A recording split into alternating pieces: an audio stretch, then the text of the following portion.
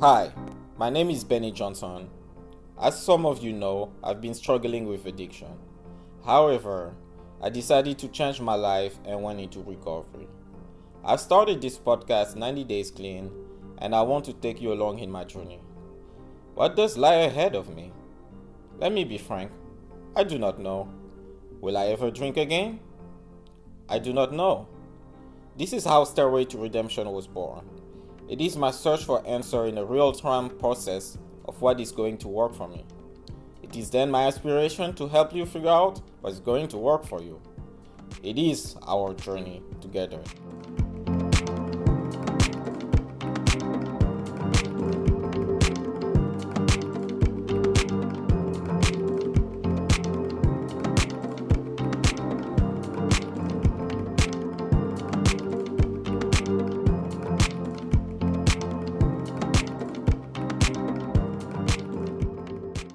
Welcome to Stairway to Redemption, episode 24. Today, my guest is John. John is both a member of my A group and my outpatient group, so I see her a lot. Although her sober time might not reflect it, she has been in the recovery space for a long time. Here to share her story and answer some of my questions, I give you John. John, how are you doing today? Hi, everybody. Hi, Benny. I am doing really, really well. And for the last few weeks, boy, I've been feeling very peaceful inside, which is a new feeling. Yeah. So that's a lead us to what's the state of the mind lately? Like how you been, in your recovery? Yeah, I for the last few weeks, I have been feeling very, very peaceful. I recently buried my, I call her my aunt, but she really was one of my best friends. And before that, I took care of my husband who passed away. So the last couple of years have been very stressful. I've been a caretaker and haven't even really had that much time to myself. So just, my aunt passed away about a month ago, so I'm having some free time again. I'm grateful just that I get along with everybody in my life and just not feeling any pressure at the moment. So that is just a new feeling for me. Okay.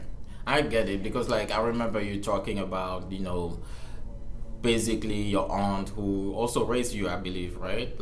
Your aunt? No, she didn't raise me. I was adopted. Oh, okay. But we've met actually in AA. Oh, okay. And we're not actually family, but I moved in with them about 13 years ago. I was working in business, and I was divorced at this point, and I had all these animals that I was trying to travel for business, and it was difficult. So Gail and her husband Bill kept saying, "We'll move in here and we'll watch your animals when you have to travel." And finally, after a year of struggling, I figured, what the heck? I have a built-in babysitter for my animals. So I moved in and we became family. Oh, okay. I see. That's amazing. So, next question. Tell us your story, John. How did you end up being coming back in the rooms of AA and recovery? Okay. I did have long-term sobriety. I came in very young, probably in my late teens, 19 or so was my first AA meeting. And I was living out in California going to college, and I had a lot of incidents that just weren't reflective of the kind of lifestyle I wanted to live. So I went to my first meeting of AA out in La Jolla, California, and I felt too young to stop drinking for the rest of my life. I mean, you're a college student, there was no way I could envision myself getting clean and sober at that point. But it planted the seed in my head, and then eventually within the next couple of years, I did end up coming into AA. I had a son when I was very young, and decided that I needed to be sober in order to be a responsible parent, a responsible, loving parent. So I ended up coming in very young into AA. Yeah, and then I stayed sober for many years, almost 20 years. I got married a second time. My husband that I married, I met in AA. And by the time I met him, I was already sober many years. And probably our second year of marriage, he started drinking again.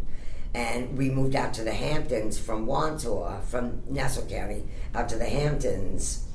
And I stopped going to meetings. I didn't have a home group. I stopped hearing the message of recovery. You know, for me, if I am around AA a lot, chances are pretty darn good I'm not going to pick up, because I have that reminder all the time. And for me, I need that reminder, because I can forget very quickly that drinking is a problem for me.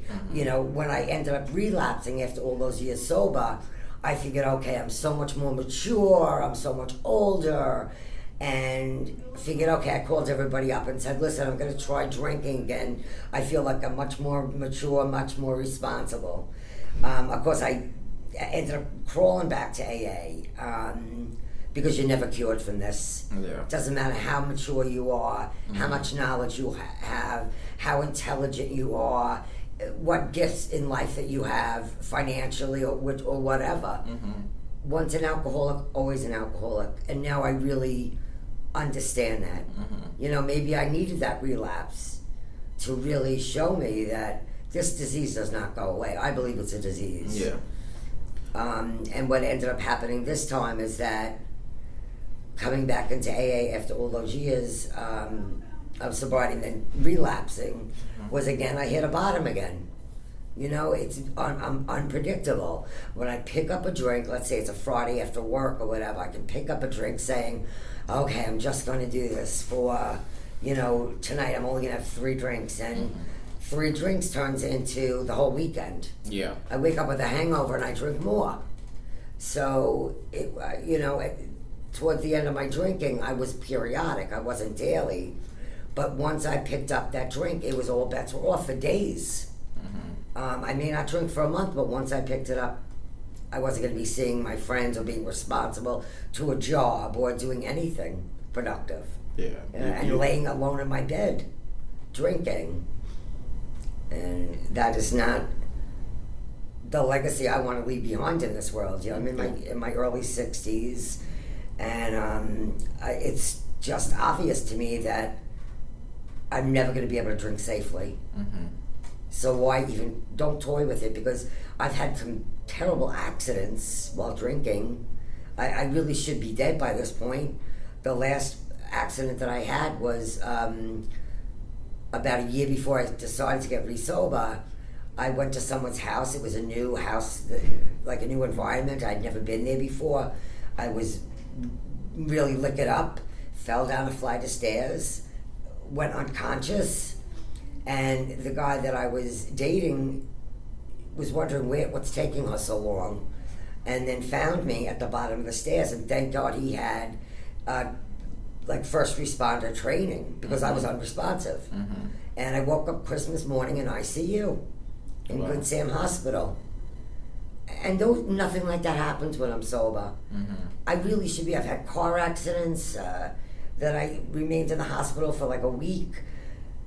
These things don't typically happen when I'm sober. And it took me decades of being sober and relapsing to realize it's never going to go away. And if I want to be a power of example to my children, to my grandchildren, I need to be sober. Yeah. And plus, life is great sober. Yeah. Once you get past the difficulty of not being able to pick up a drink or choosing not to pick up a drink, life becomes joyful. And you know, like in AA, there are the promises. Yes, that you love. That I love. Yeah. Because they've come true in my life, and they're coming true again this time around. Yeah. So I've got almost 10 months back in AA. Congrats. Yeah, thank you.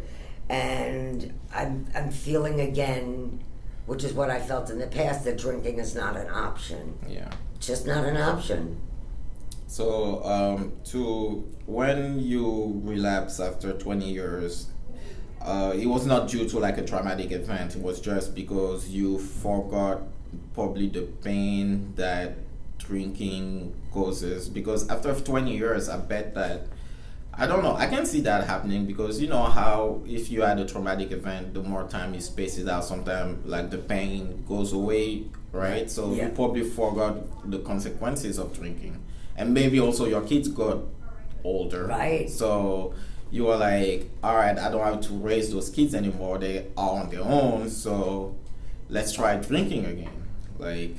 That's exactly right. Yeah. Because initially I started my journey to not drinking back in the early 80s. Mm-hmm. I started on that journey because I had a son. Yeah. And I was a single parent. Mm-hmm. And then got remarried, had my daughter. And now by the time I picked up again, my daughter was maybe 7 or 8. Mm-hmm. She had a dad. We were, a family with, 2 children and 2 adults. And I felt as though I'm not the only one looking out for this child. I can kick my feet up a little bit and have a little fun. Yeah. We've got, plenty of family support around. I figured, let me give it a try. Because you're right, what you said. I completely forgot the pain. And I forgot how dangerous it could be. And again, I had stopped going to meetings. And for me, it's important. If I'm not going to be in meetings, I need to be surrounded by podcasts or something on a regular basis to remind me that this is not okay for me. I need a reminder on a regular basis. I see. And so when you came here, did you go to inpatient first? Yes, I did. Yes. Yep. So you did the 3 weeks of inpatient before coming to... It was actually like 30 days. I think they gave me more time than anybody else. Because I couldn't believe it. So I remember because like we started outpatient program around the same time, but we were in different groups before the mergers together. And I remember you telling that, like 3 hours, 5 times a week was ridiculous. But then you evolve and say, actually, I need this. I'm happy to have this thing, right? Exactly. And this is all voluntary. I just felt the day I got out of Seafield inpatient, they bust me here. Yeah. And while I was here waiting for my ride, they sat me down and worked out my outpatient schedule. Yeah. And I was just, wanted to get home, and I agreed to, yeah, sure. And then when I got home, I said, wait a second. 5 days a week, 3 or 3.5 hours a day. What the heck am I committing myself? That's not right. Yeah. I figure I got railroaded into it, And that was for the longest time. For the first month I was coming here, I was saying this is ridiculous. All these time. I don't need to spend all this time here. But in the end, I'm grateful that I did it, because it really has helped me build a very strong foundation. Yes. Yeah, and this is a stronger foundation than I've ever had. Even before I had, when I had all those years of sobriety, my foundation at that point wasn't a strong foundation like it is now. I find this really helpful, and for anybody that is just saying, "Oh, come on, I don't need it." It's really like a safety net for you. And again, I talk about the foundation. It builds a very strong foundation. Yeah. That's amazing. That and coupled with AA, when you came back to the rooms of AA, what was your approach? Did you start from the beginning? Because you've been in AA space for a long time, then you stray away from it. But when you came back, did you set yourself what was your mindset? Were you like, oh, I have 20 years, I know the big book, I know this thing? Or did you reset your mind, be like, okay, I'm going to relearn everything from the beginning? What was your mindset? Yeah, my mindset was I need to start at the beginning again. Okay. Completely newcomer. Because I had been through a lot of traumatic experience again. While I was out there the last couple of years, I went through a lot of traumatic experiences because of my drinking. And AA, I feel, or maybe it's just me, but I feel like I have a sponsor that I talk to every day. I'm in daily contact with her. And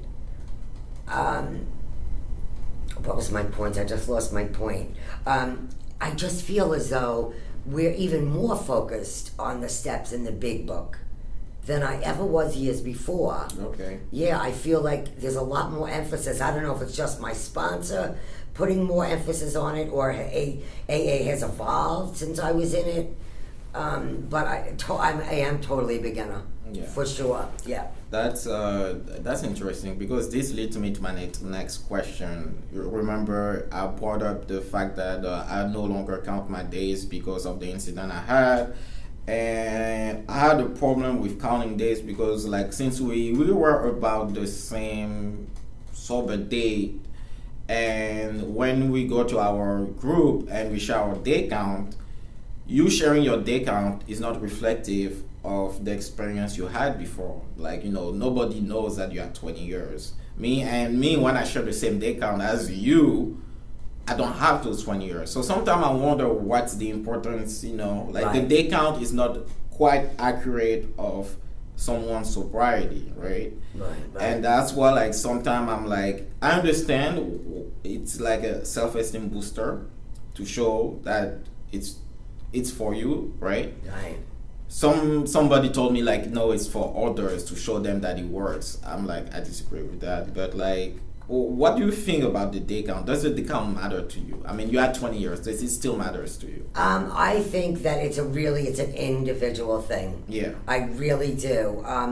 When I had 20 years, I wasn't going to meetings on a regular basis. But let's say I was still going to meetings around 15 years. Mm-hmm. I was very proud of my day count, However, I also felt as though I didn't feel comfortable sharing some issues that I had in meetings because I felt as though I should be beyond that or I should be past that. And that's not true. Interesting. Okay. Yeah, and that's not true. I mean, we all still have problems whether we're 2 days sober or 20 years sober. Okay. So I did feel that I held back a lot. Mm-hmm. And that also pushed me further away from AA, actually, too. Okay. Do you have a concrete example in mind of, like, for example, an issue that plagues newcomer that you thought should not, like, bother you anymore? Like, I don't know if I can pick one out. I think just feeling insecure in a situation, whether it was like a new job or a move or a new situation that I had to put myself in, that I felt uncomfortable probably sharing about my insecurities. Oh, okay. Because I felt as though I had to be, like, perfect. Oh. Okay. And that's in my own head. That's not a reflection of the people around me. That's only a reflection of what's going on in my own head, that I had such perfectionism that I felt that I should have my life handled, and that's ridiculous. No one has it down 100%. We're growing up until the moment we die, and so Through that was my own stress that I put on myself. So now, what are the challenges that you face is, like, in your everyday recovery? You talk about some insecurities sometimes, but what are the other things, like? Well, right now I'm on a pink cloud again. Okay. So I don't really have a lot of issues. Actually, I just buried my aunt, Mm-hmm. Again, my best friend aunt, a month ago. So I'm just kind of settling down again in my life and being able to focus on myself again and able to put the oxygen mask back on myself again. So I talk to my sponsor pretty much every day, if not every day, like every other day. And it is a challenge sometimes taking suggestions or listening because of my ego and my pride, because I did have the 20 years. Mm-hmm. But I benefit when I listen to her, man. She's got, you're right about, you don't have, good sobriety is not a reflection of the quantitative time that you have. Good sobriety is about how well you're working to improve yourself. Yes. Not keeping secrets and being honest and going through the steps. I believe that's a big one. And I don't know, I just lost my train of thought again. Maybe it's I need Prevagen, or what's that stuff that helps your memory or whatever. Is it Prevagen? I don't know. I think there's some sort of medication I was talking about on TV that helps your memory. Yeah, no, you're doing great, John. Yeah, thank you. Yeah. But yeah, like you said, so you believe that also, like, the count days is not quantitative, is not representative of what your sobriety is or how it's going. 100%. Yeah, like I know this. I'm just going to say this out loud because it's so obvious to me and to a bunch of my friends in AA. There is a couple that has long-term sobriety, decades, and they started a group during COVID. It was outside, so it was, it was a healthier atmosphere during the COVID pandemic, and their quality sobriety is nothing that I'd want. It's nothing that I'd want, and a lot of people stop going to this particular meeting because they feel like it's their show. This group is their show, and it's all. So, and they've got decades of sobriety. Yes. So it doesn't. It's not indicative of the quality that you have just because you have a lot of time. Yeah. It's not indicative of it. And people, use the term dry drunk every time. I don't think it's necessarily dry drunk. I've seen those people where, like, I believe in energy or flow of energy. When for some reason you're not comfortable around some people and, like, you cannot quite pinpoint why, but it just doesn't feel right. And I know those kind of people who have been sober for a long time but don't ask, like, to go back to your example, like, there's somebody in a room that I can quite pinpoint, when I told them I'm not sharing my day count anymore, they told me, like, my day count is not for me. It's like an indicative of, like, showing how unselfish you are because you should share it with the other. I'm like, that's your opinion, man. Like, even when I share it with other people, like, his point of view, people were like, what? Like, that doesn't make any sense. I'm like, yeah, you see, like, it just doesn't sit right with me. Right. You have, unfortunately, people who, like you said, it's their show. Like, the sobriety is, like, look at me. Like, that's the like ego, and that's one of the sad part of, like, the day count is the way I see it is people with a long time of sobriety. It's a probability game. There's a higher probability that they know what they are doing because they've been sober for so long, right? But that's not absolute certainty that they are happy or they are, But, like, in recovery, we took the time as face value. Like, a newcomer comes in, you will look for a sponsor. One criteria of your sponsorship, people are going to look for the person who has the longest time, Like, if you completed, let's say, you completed your steps in 6 months or less than a year, and somebody is looking for a sponsor and they ask you how long you've been sober for, and you tell them, like, less than a year, like, let's say a year, they might not look at you, seriously compared to somebody who has 10 years and had, like, 20 sponsors, That's the sad part. It's like we I don't know how, like, the day count and the sobriety count should not be the only metric to determine how sober. Yeah, I think the measure is in watching the person and how they live their life. Yes, right? That's the measure of how sober they are. My sponsor she just had 4 years. Okay. And I've had her. I didn't get sober immediately. I had her I went into a meeting drunk, which I shouldn't have, and that's how I met her. Okay. And that's how she became my sponsor. We just ended up clicking. I went to rehab, and then I got out. She's my sponsor still. She just celebrated 4 years. So when I asked her to be my sponsor, she only had like 2.5 years or something. Wow. Yeah, and it was her quality. Yeah. Is she younger than you? No, she's only a few years older, 5 years older. Okay. Yeah, that's all she is. But her quality, she knows more about the steps and sobriety in the big book than almost anybody that I know. Yeah. And the way she lives her life is so productive, and she's got peace and joy.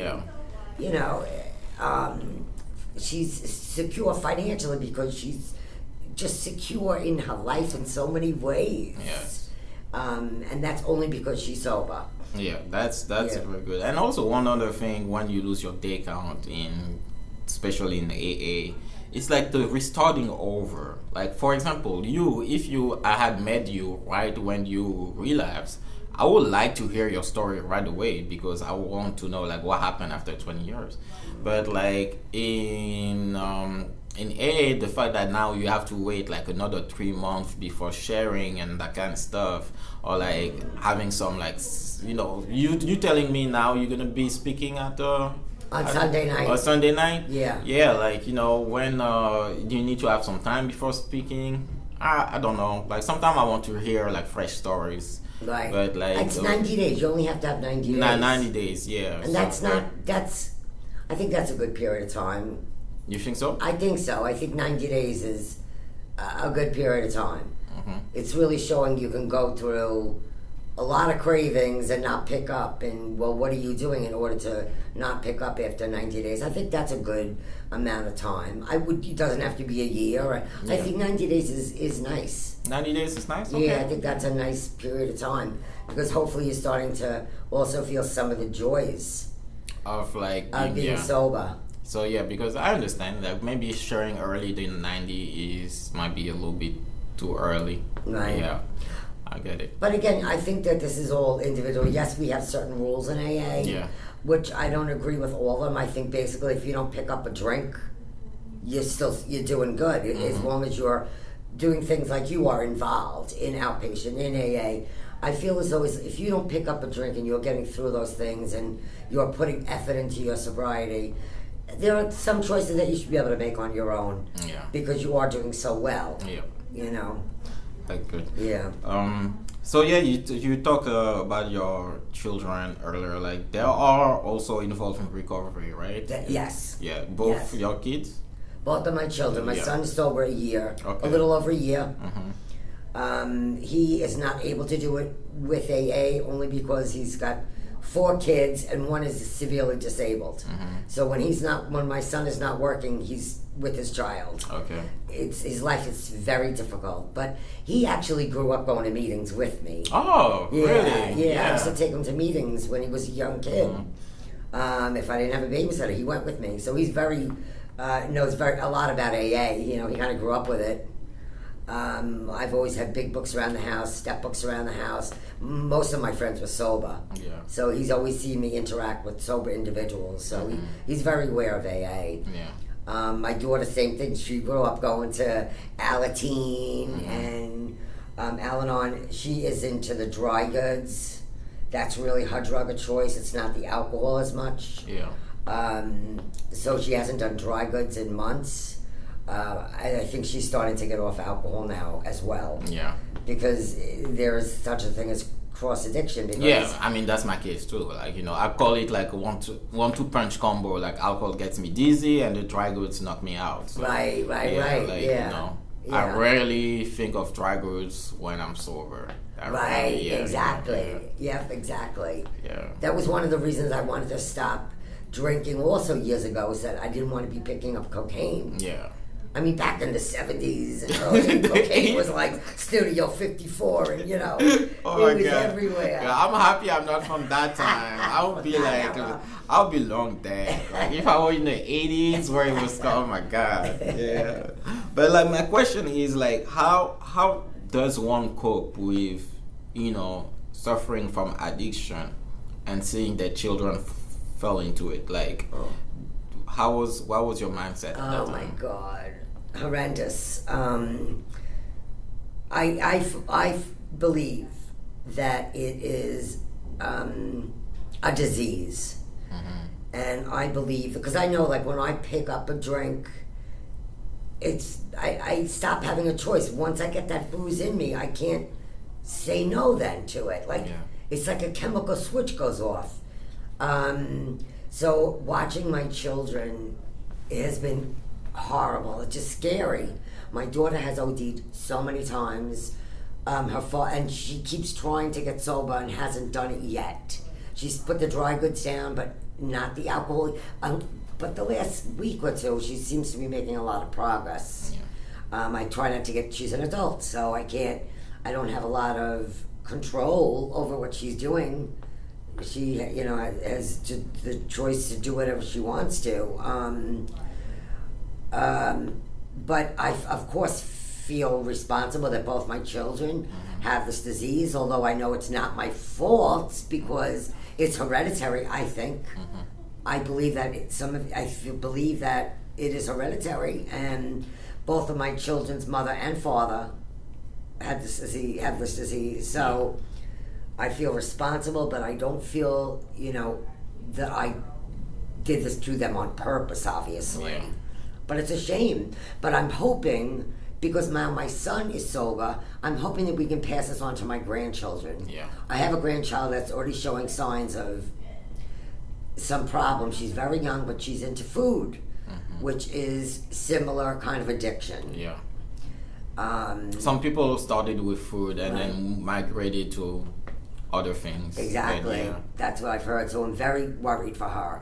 But I'm very, very glad that her dad and I can be a powerful example to her and show her that there's an answer and that you can get better and you can get through it and past it. That's definitely true. Yeah. I have a little brother who's going to college right now, Wow. and there's not that I know of a story of addiction in my family. I'm the first and only one who went to rehab and stuff. But with the college life and Right. being a young adult and stuff, away from home for the first time. He's a sophomore now. He just finished his sophomore year. I worry about him, and culture, but I know that if God forbid something were to happen, that he has me, Yes. and I have the tools to help, and he sees me, what I went through, and hopefully that's going to be a cautionary tale for him, Right. not to to be better than me, not to follow, my steps, but Right. When you raise your kid, was CPS involved? Have you ever? Not in my life. Yeah. No. So when you see those mothers that have CPS involved in their case and stuff, how do you feel? Because I feel horrified. Yeah. I really feel horrified. But on the other hand, if the parent is here and the parent is really working hard to get their lives together on their own, not because they're mandated to do it, if they're really coming here wanting to be a better parent, wanting to be a better version of themselves, I give them all the credit in the world because being a parent does, I feel for me, it pushed me into wanting to become the best version of myself.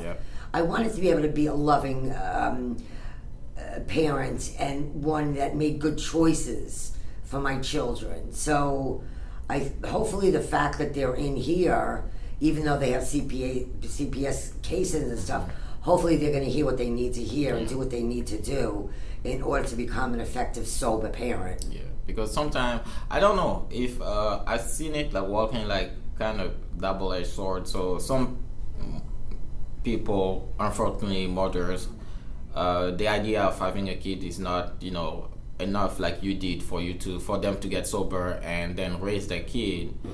But I've seen also that once CPS is involved in their life, it's so stressful that sometimes they just it send them back to relapse because of how much pressure CPS is putting on their cases. And it's life is unfair, and it's really unfair in that arena. There's so much BS that they have to put up with while they're in that system. Again, nothing is, life is unfair in many ways, but I think that in that CPS thing, I think they have to put up with a lot of rules and regulations that don't apply to them, or it's very, very, very rough from what I can see. So, keep going. Yeah, and I was going to say, if it was too bad that they couldn't be on an individual basis, each case. Yeah, because I feel like the social services have a playbook plan. They just follow instruction. Right. They don't care about the individual as a character that much. And also, let's be honest, if it were to be done, how would that be done? Like to follow some, because those social workers, they're so overwhelmed that they don't have time to actually know the person's situation that well. I understand why they go by a game plan, a playbook, right? But at the same time, it does screw a lot of like mothers and parents out there who doing the right thing but are being like pressured every time. Just not getting any kind of pats on the back for doing the positive things that they're doing. They're always getting shamed and always. It's a terrible broken system. Yeah. Terrible broken system. And, you'd have to have the maturity to understand that I got to deal with this. The faster I do what they say that I need to do, the faster I can get this out of my life. Ugh, I feel terrible for those mothers and fathers. Ugh. Yeah, because also what I notice is like, especially with single mothers, like a lot of them are suffering from being lonely. And like sometimes they hitch themselves with the wrong person who then might lead them to relapse again. Yeah. Like how was it when you were like raising your son on like you? Well, as far as dating and all that. Yeah, like because you were in recovery, right? And you were like a single mother. I really only dated people in recovery. Okay. That was the only way that I could do it. Yeah. I needed to have the same mindset as somebody else in recovery, and I've had some great times, but there were men that I didn't introduce my son to because I didn't know whether or not it was going to go anywhere. Mm-hmm. So, but I was making good choices because I was sober. Yeah. But I mean, wonderful times of dating men in recovery. Being a single parent, my son would go to his father's every other weekend, and I had that free time also to enjoy myself. But I could only really date somebody that in recovery that understands it, that's working towards the same goals I am. It just makes my life much easier. Yeah. But you're also taking the chance of that person relapsing. That person could relapse, which my husband did do. Okay. He was the first one to relapse in our family. Okay. He didn't have as much time as I did when I met him. And once I stopped going to meetings, he drank for about a year or two, and then I started drinking. But you take that chance. But listen, you do the best you can on a daily basis, man. That's really, you have a sober mind. Hopefully you make sober decisions, and on a daily basis, just do the next right thing and put the one foot in front of the other on a regular basis. You have a chance once you're sober. You have a chance. Yeah. Because I bet you that's kind of difficult, because I understand both sides. I understand there's that saying in AA, 2 dead batteries don't start a car, which is stupid because it's so simplistic. But because 2 people who are in recovery can take each other down, but at the same time they understand each other and they can support. There's so many couples with long sobriety that have found themselves in the room of AA, so it can go definitely both ways.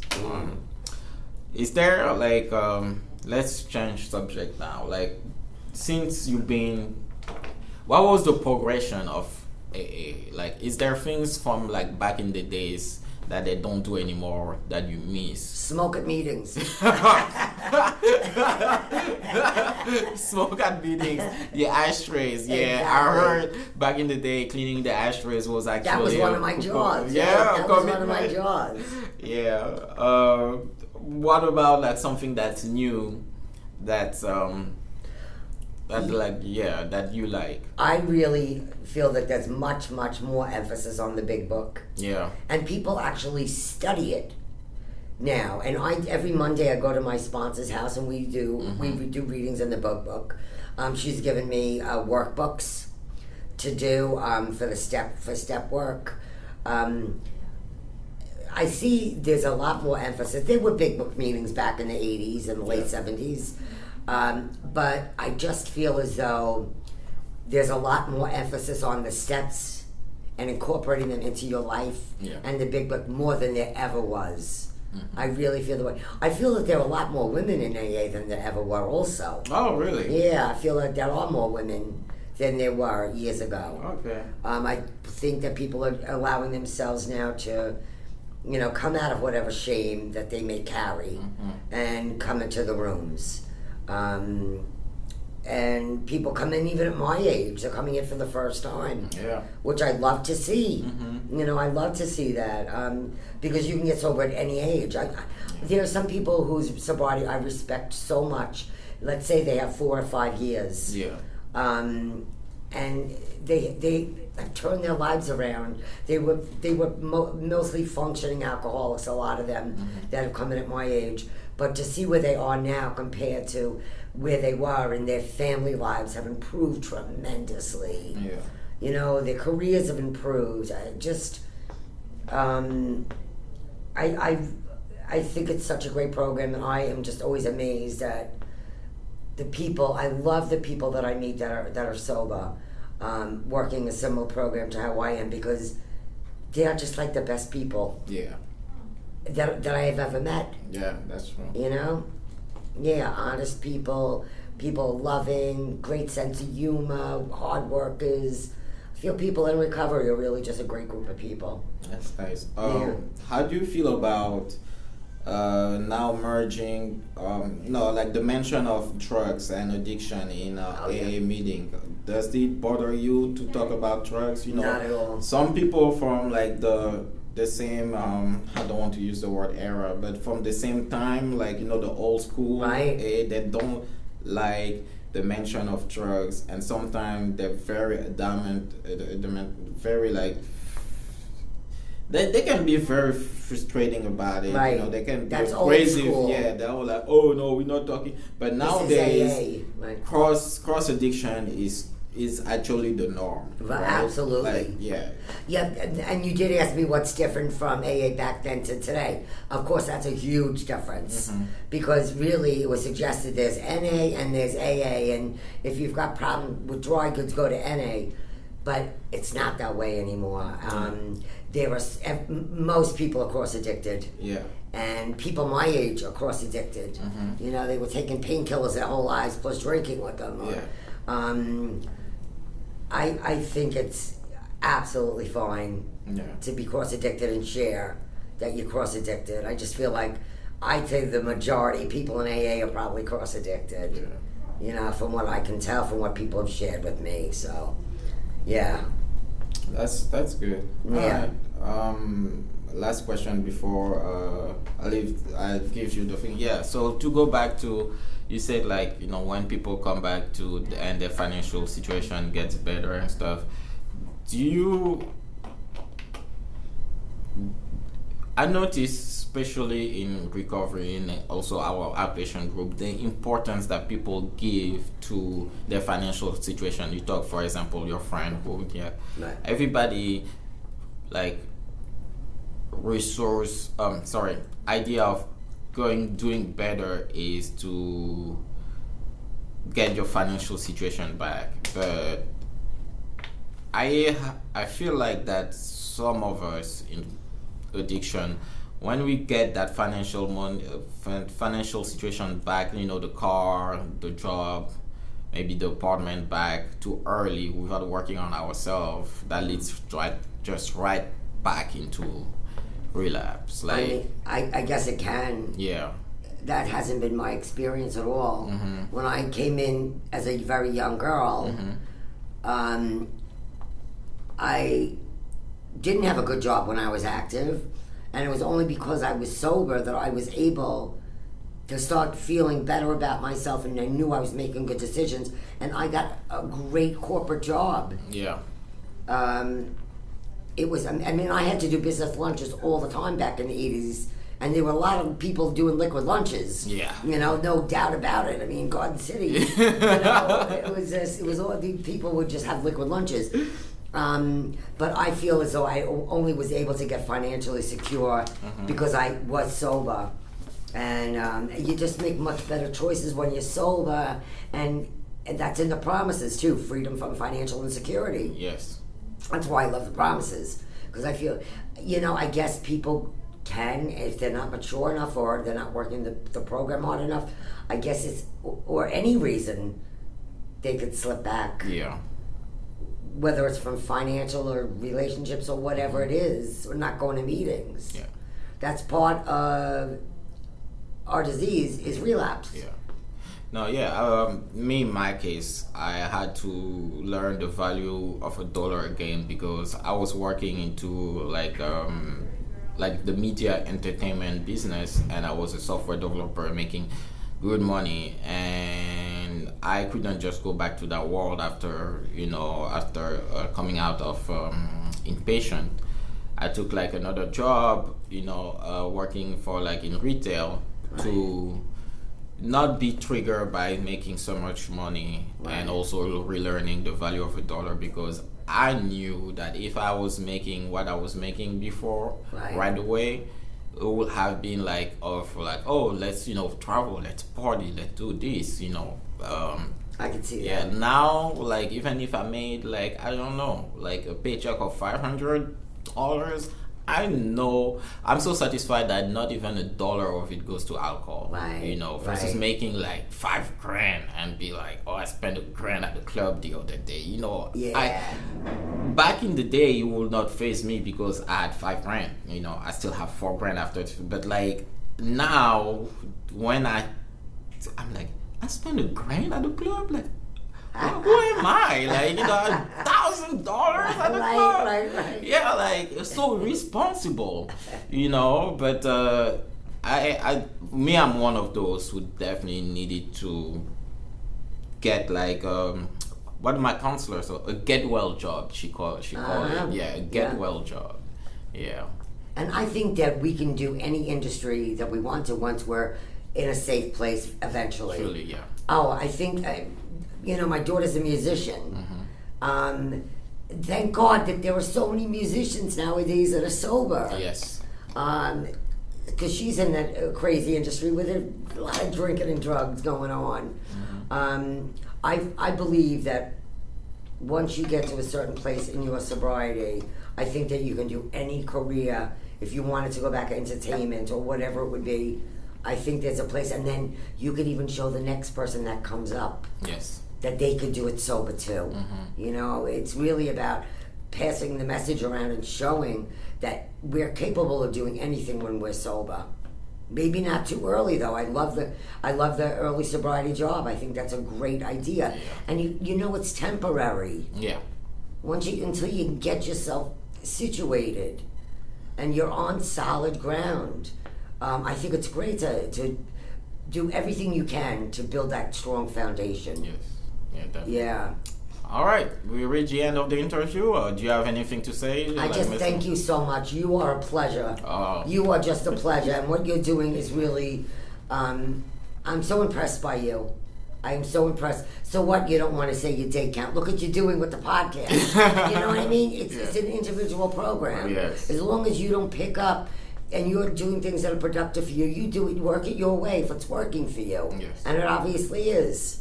So, thank you so much for the opportunity, even though I had to beg you. Now it's done.